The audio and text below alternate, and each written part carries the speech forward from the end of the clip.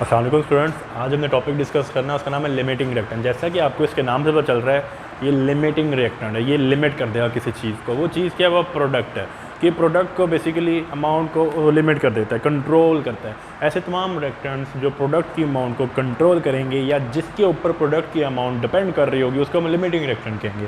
The reactant that controls the amount of product in is called limiting reactant. आपकी book में example दी हुई है। Example जो है वो बड़ी वेग है, वो केमिस्ट्री से तो उसका कोई रिलेशन नहीं है। अगर आप देखेंगे तो वो कबाब और सैंडविच स्लाइस की एग्जांपल दी हुई है कि वो कहता है कि आपके पास 30 कबाब्स हैं और आपके पास आप ब्रेड लेते हैं, 5 ब्रेड है जिसके टोटल स्लाइसेस जो हैं वो 58 हैं। तो उस सूरत में आप कितने सैंडविचेस बना सकते हो? हमारा जो प्रोडक्ट है वो सैंडविच है और हमने यूज़ क्या करना है? हमने स्लाइस ब्रेड के इस्तेमाल करने हैं और कबाब इस्तेमाल करने हैं। अब आपको पता है एक सैंडविच बनाने के लिए 2 स्लाइस और 1 कबाब इस्तेमाल होता है। अगर हम इसी रेशो से ये यूज़ करते जाएंगे तो एक टाइम आएगा कि 58 के 58 स्लाइसेस इस्तेमाल हो जाएंगे और टोटल सैंडविचेस 29 बनेंगे। एक कबाब फिर भी बच जाएगा। तो अब हमारे पास क्या हुआ? हमारा प्रोडक्ट जो है वो लिमिट हो गया। हमारा प्रोडक्ट जो है वो रुक गया। इससे ज़्यादा मैं प्रोडक्ट नहीं बना सकता। प्रोडक्ट हमारा क्या है? सैंडविच। मैं इससे ज़्यादा सैंडविच नहीं बना सकता। मैं 29 से ज़्यादा सैंडविच नहीं बना सकता। क्यों नहीं बना सकता? क्योंकि मेरे पास ब्रेड ख़त्म हो गई है। कबाब मेरे पास है लेकिन मेरे पास ब्रेड ख़त्म हो गई है। तो मेरा जो प्रोडक्ट है उसको लिमिट किसने किया है? उसको ब्रेड ने लिमिट किया। तो मेरा लिमिटिंग रिएक्टेंट क्या हो जाएगा? ब्रेड। जो दूसरा है वो एक्सेसिव रिएक्टेंट है, उसकी मेरी ज़रूरत नहीं है क्योंकि वो एक्सेसिव, वो रिएक्ट अकेला नहीं कर सकता। इसी पे दूसरी एग्जांपल आपको वाटर की दी गई है। अगर आपके पास 4 मोल हाइड्रोजन हो और 2 मोल ऑक्सीजन हो तो हमारे पास 2 मोल वाटर प्रोड्यूस हो जाता है। बेसिकली हमें तो इक्वल लेना चाहिए।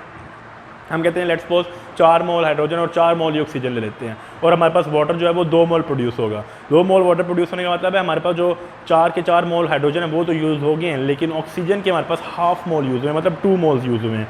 हमारे पास ऑक्सीजन अभी यहाँ पे एक्सेस में अवेलेबल है लेकिन हमारे पास हाइड्रोजन खत्म हो गया है, इसलिए मजीद वाटर नहीं बन सकता। तो इस केस में हमारे पास हाइड्रोजन लिमिटिंग रिएक्टेंट होगा। ये दोनों एग्जांपल आपकी बुक में जो डेफिनेशन है, डेफिनेशन के नीचे दोनों एग्जांपल्स वहाँ पे लिखी हुई हैं। अब हम नेक्स्ट टॉपिक की तरफ बढ़ते हैं जिसमें वो कहता है आइडेंटिफिकेशन ऑफ लिमिटिंग रिएक्टेंट। हमें कैसे पता चलेगा कि ये वाला लिमिटिंग रिएक्टेंट है और ये वाला एक्सेसिव रिएक्टेंट है?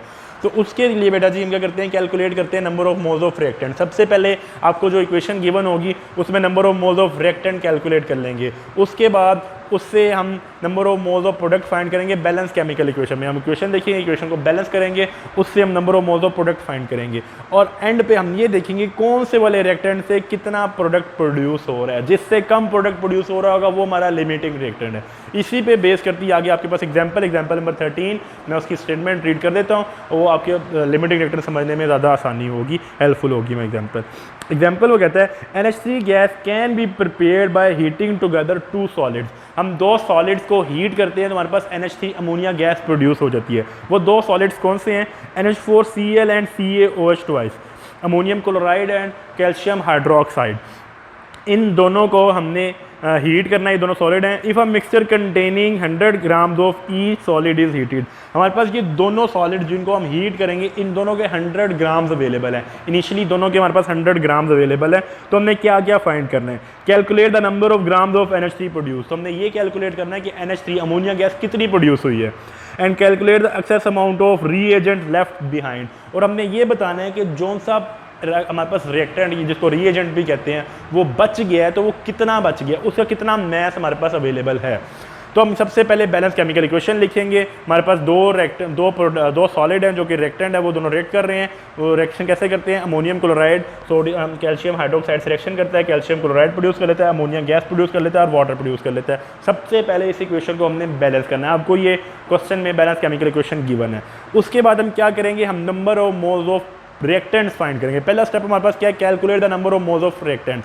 इन दोनों का मैस हमें गिवन है जो कि 100 है।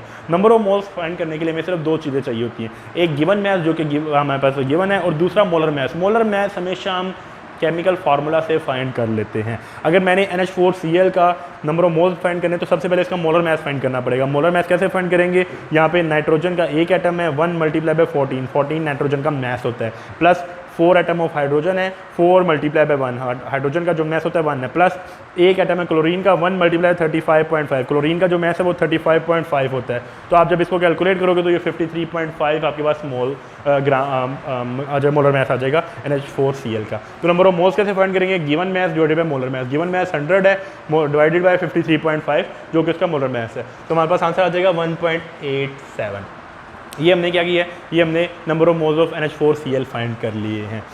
इसके बाद हम क्या करते हैं, मोलर मास फाइंड करते हैं दूसरे का, क्योंकि हमें number of moles of reactant दोनों के नंबर ऑफ मोल्स चाहिए, तो हम दूसरे का फाइंड करते हैं मोलर मास। वो कितना हो जाएगा, कैल्शियम हाइड्रोक्साइड का, कैल्शियम के यहाँ पे एक एटम है, 1 मल्टीप्लाई बाय कैल्शियम का मास होता है 40, 1 मल्टीप्लाई बाय 40 प्लस यहाँ पे 2 हाइड्रोजन है, ये 2 से मल्टीप्लाई हो रहा है, 2 मल्टीप्लाई बाय 1 प्लस यहाँ पे 2 ही ऑक्सीजन है, तो 2 मल्टीप्लाई बाय 16। इस सारे को जब आप सॉल्व करोगे तो 74 ग्राम पर मोल हमारे पास मोलर मास आ जाएगा कैल्शियम हाइड्रोक्साइड का। तो इसके नंबर ऑफ मोल्स कैसे आएंगे, इसका भी 100 ग्राम गिवन है, उसने क्या कि दोनों सॉलिड का ईच सॉलिड जो है वो 100 ग्राम है, तो दोनों का 100 ग्राम मास गिवन है, 100 डिवाइडेड बाय 74 1.35 हमारे पास आ जाएगा क्या, इसके नंबर ऑफ मोल्स आ जाएंगे। अब हम देखते हैं कि कौन से वाले ने कम प्रोड्यूस किया है NH3, हमारा मेन प्रोडक्ट क्या है NH3 अमोनिया गैस। तो हम रिलेशन बनाते हैं unitary method, balance chemical relation को यूज़ करते हुए NH4Cl से 2 मोल ऑफ NH4Cl यूज़ होते हैं, तो 2 मोल NH3 के प्रोड्यूस हो जाते हैं, NH4Cl NH3 2:2। तो अगर ये 1 हो तो ये भी 1 हो जाएगा, ये 1.87 है तो ये भी 1.87 हो जाएगा। सिमिलरली अब हम इसके लिए रिलेशन ड्राइव करेंगे कैल्शियम हाइड्रोक्साइड के लिए।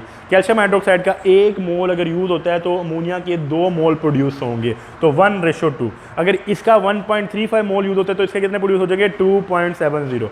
ऑब्वियसली इन दोनों में से अगर आप देखें तो 1.87 कम है, 2.7 ज़्यादा है, तो हम क्या करें, हमें पता लग गया कि ये NH4Cl है, इसकी वजह से कम प्रोडक्ट प्रोड्यूस हो रहा है, जिसकी वजह से कम जो प्रोडक्ट है वो कम प्रोड्यूस होता है, वो हमारा लिमिटिंग रिएक्टेंट हो जाता है। ये हमने पहला पार्ट कर लिया कि हमारे पास यहाँ पे हमारे पास क्या होगा, हमने बता दिया कि किसकी वजह से कम प्रोड्यूस हो रहा है, कौन सा लिमिटिंग रिएक्टेंट है। अब हमारे पास उसने मैस फाइंड करके दिया हुआ है कितना मैस प्रोड्यूस हुआ है, तो वो हम मैस फाइंड कर लेते हैं, मैस ऑफ NH3 प्रोड्यूस। हमें मैस फाइंड करने का बड़ा ही सिंपल सा आपके पास तरीका है कि मोल्स को उसके मोलर मैस से मल्टीप्लाई कर देते हैं। यहाँ पे मोल्स कितने 1.87, हम ये वाले इस्तेमाल करेंगे, ये वाले नहीं कर सकते क्योंकि ये ज़्यादा है, ये कम है। हमारे पास लिमिटिंग रिएक्टेंट वो रिएक्टेंट होता है जो कम प्रोड्यूस करता है प्रोडक्ट को।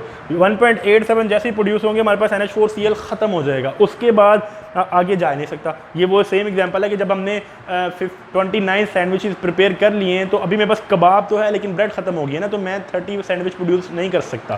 सेम जैसे ही 1.87 NH3 प्रोड्यूस होंगी तो ये NH4Cl खत्म हो जाएगा, उसके बाद CaOH ट्वाइस तो हमारे पास पड़ा होगा लेकिन NH4Cl है ही नहीं, तो यहाँ तक हम नहीं जा सकते, 2.70 तक हम नहीं जा सकते। हमारे पास जो अमाउंट प्रोड्यूस होगी NH3 की वो 1.87 मोल है, तो 1.87 मोल को यूज़ करेंगे। NH3 का मोलर मैस 14 + 3 17 से इसको मल्टीप्लाई करेंगे तो हमारे पास NH3 का जो मैस प्रोड्यूस होगा वो 31.79 ग्राम्स प्रोड्यूस हो जाएगा। यहाँ तक आपका पार्ट 1 था। सेकंड पार्ट में उसने ये पूछा है कि जो रिएजेंट आपका एक्स्ट्रा है, जो बच गया है, वो कितना बच गया है और उसका मैस बताना है। अब हमें पता है कि NH4Cl जो है ये लिमिटिंग रिएक्टेंट है, दूसरा वाला जो हमारे पास है वो एक्सेसिव है, तो हम इन दोनों में रिलेशन यूज़ करेंगे। हम बैलेंस केमिकल इक्वेशन से हम देखते हैं इसके 2 मोल अगर यूज़ हो तो इसका 1 मोल यूज़ हो रहा है, तो हम रिलेशन बनाएंगे NH4Cl CaOH ट्वाइस, 2 मोल यूज़ होते हैं इसका, तो इसका 1 मोल यूज़ होता है। अगर इसका 1 मोल यूज़ हो तो इसका हाफ मोल यूज़ होगा। एक्चुअली इसके कितने मोल यूज़ हो रहे हैं 1.87, अगर इसके 1.87 इस्तेमाल होते हैं तो ये 1.87 का हाफ इस्तेमाल होगा जो कि 0.935 है, तो हमारे पास CaOH ट्वाइस के 0.935 मोल्स इस्तेमाल होते हैं। एक्चुअल मोल हमें अवेलेबल कितने हैं, वो 1.35 हैं, तो हमें नंबर ऑफ मोल टेकन कितने थे 1.35, नंबर ऑफ मोल यूज़ कितने हैं वो 0.93 है, दोनों का डिफरेंस ले लेंगे तो जो बच गया वो आ जाएगा। अब जब हम number of moles of CaOH twice left behind कितने बच गए, इन दोनों का डिफरेंस ले लेंगे। एक्चुअली हमारे पास थे कितने 1.35, उसमें से यूज़ कितने हुए हैं 0.935, इन दोनों का जब हम डिफरेंस लेंगे तो 0.415, ये वो रिएजेंट है या ये वो हमारे पास रिएक्टेंट है जो बच गया है, जो इस्तेमाल ही नहीं हुआ, तो इसका मैस फाइंड करना है। इसका मैस फाइंड करने का बड़ा आसान तरीका है, हमें मोल्स गिवन है 0.415, उसको उसके मोलर मैस से मल्टीप्लाई कर देंगे जो कि कितने 74 हमने कैलकुलेट किया था, तो हमारे पास 30.7 ग्राम जो है ये हमारे पास जो हमारे पास कैल्शियम हाइड्रोक्साइड है ये बच जाएगा। 100 में से 30.7 ग्राम हमारे पास कैल्शियम हाइड्रोक्साइड बच जाएगा, तो हम 100 ग्राम जो है वो NH4Cl के इस्तेमाल हो जाएंगे, इसके हमारे पास 69.3 ग्राम इस्तेमाल होंगे, 30.7 जो है हमारे पास ये बच जाएगा, तो ये हमारा रिएजेंट बच गया है। तो इस तरह हम किसी भी रिएक्शन में लिमिटिंग रिएक्टेंट को फाइंड कर सकते हैं। उसके बेसिक 3 स्टेप्स हैं। सबसे पहले हमने दोनों रिएक्टेंट जो हमारे 2, 4 जितने भी रिएक्टेंट्स हैं उनके नंबर ऑफ मोल्स फाइंड करने हैं, फिर हम number of moles product find करेंगे, उनका रिलेशन बनाएंगे और देखेंगे किससे नंबर ऑफ मोल्स और प्रोडक्ट कम प्रोड्यूस हो रहे हैं, जिससे कम प्रोड्यूस हो रहे हैं वो हमारे पास लिमिटिंग रिएक्टेंट है। तो बेटा जी हमारा आज का लेक्चर था, इससे रिलेटेड आपसे कोई भी क्वेश्चन हो, कोई भी कन्फ्यूजन हो तो आप नीचे जो नंबर प्रोवाइड किए हैं उस पर रब्ता कर सकते हैं। इंशाल्लाह हम नेक्स्ट लेक्चर में मिलेंगे नेक्स्ट लेक्चर के साथ, तब तक के लिए अल्लाह हाफिज़।